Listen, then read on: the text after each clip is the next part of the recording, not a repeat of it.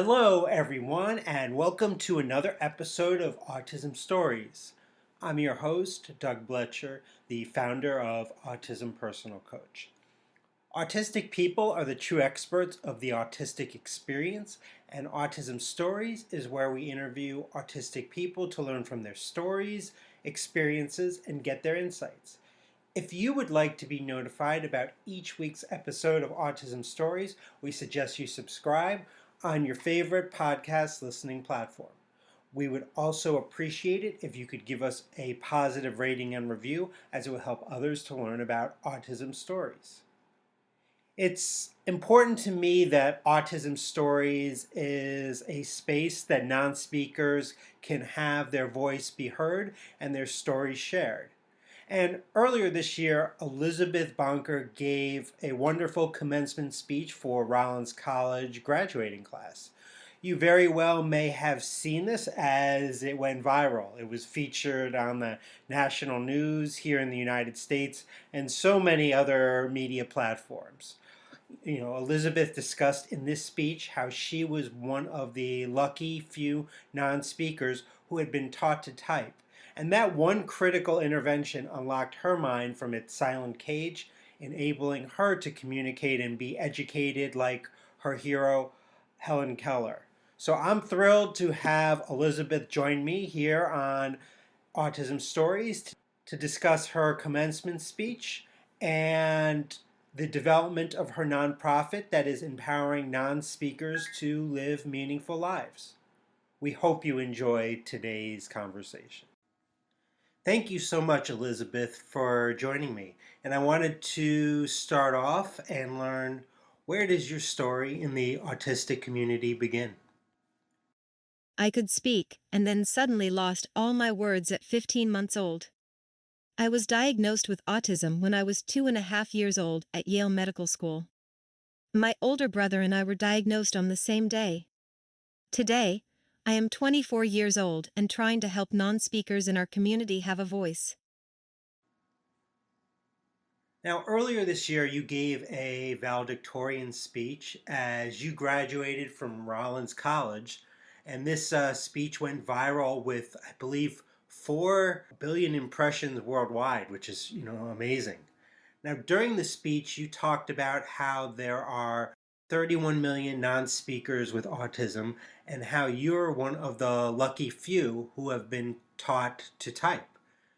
This is such an important right, as it certainly can be thought of as a civil rights issue, being denied access to communication. So what do you see as some of the biggest obstacles in supporting non-speakers to communicate? Doug, you are right. This is a civil rights issue. The Americans with Disabilities Act guarantees effective communication for all, and yet students are routinely denied access in our schools. Instead of being mainstreamed, non-speaking students are kept in special education classes with no way to show how smart they are.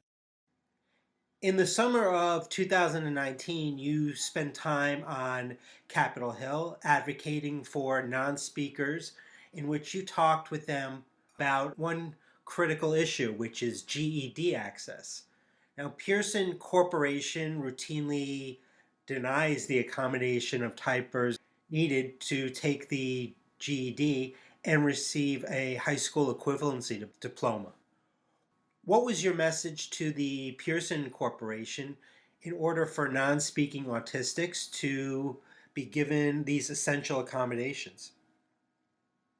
Many non-speakers learn to type outside of school for reasons we just discussed, so they need to get a high school diploma by taking an exam such as the GED. My message to Pearson Corporation was that the Justice Department was clear on how people with disabilities must be given the accommodations recommended by a qualified professional. Some people with autism who type to communicate require a communication partner to access their communication device. Pearson has assured us they now understand the issue and we expect them to follow the law. Now, I've talked with non-speakers who yearn to go to college, but there may be so many barriers preventing this from happening. So as a college graduate, what would be your advice to other non-speakers who do want to go to college? Find a college that is right for you and apply. You are not required to disclose your disability. I did disclose mine because I wanted to discuss my advocacy work in my application. After you get admitted, make an appointment with the college's accessible education office and go with answers to the issues you identify. You may want to have a family member and your communication partner with you to fully discuss how you will be successful. Emphasize how your communication partner's job is to take care of your needs so the professor can focus on teaching. I don't know if there's anything more important than autonomy. And I'm wondering about that in terms of your college experience at Rollins, as it was a liberal arts program that allowed you to take courses across disciplines. How important was that aspect in the process of you eventually becoming a valedictorian? How important was that autonomy? I majored in social innovation, an interdisciplinary program at Rollins College. I took classes in economics, sociology, political science, statistics, and English to be a more effective advocate. It was just the right program for me. In the short time since you've graduated college, you founded and become the executive director for your own organization, Communication for All. So, the mission of Communication for All is to ensure communication that's available to all non speakers with autism. What is the plan on how your organization executes this mission in the early stages of your organization? What's been the plan for your organization in executing your mission in the first year or so? Communication for All is blessed to be working with many wonderful partners to accomplish our mission. You can find them on our website. After the commencement address went viral, major corporations and non-profit organizations reached out to me to see how they could help. We are working on some exciting global initiatives, so please stay connected to us by following Communication for All on social media. I'm the founder of an organization myself, so I always love to talk with other founders. And I'd love to know what are some of the most important responsibilities specifically that you focus on as executive director in carrying out the mission of Communication for All. I am focused on setting our strategic plan with our board of directors. There is so much work that needs to be done to gain communication for the estimated 31 million human beings who are locked in a silent cage. I want to make sure we focus on the initiatives that will help the greatest number of non-speakers to learn to type so they may live full lives. And then lastly, how can people learn about the important work of Communication for All?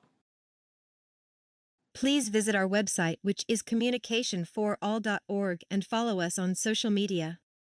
We need allies to support our mission for communication equality.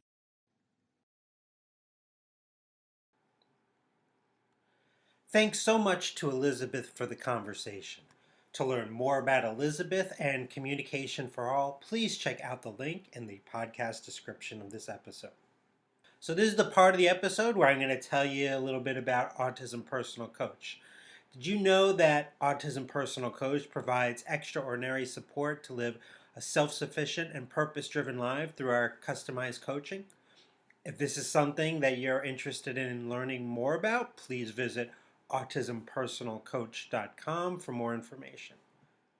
I hope you enjoyed this episode of Autism Stories, and if you did, if you could tell a friend, foe, or anyone you know about it so they could have the same enjoyable and educational experience as you when listening to Autism Stories, it would be very much appreciated.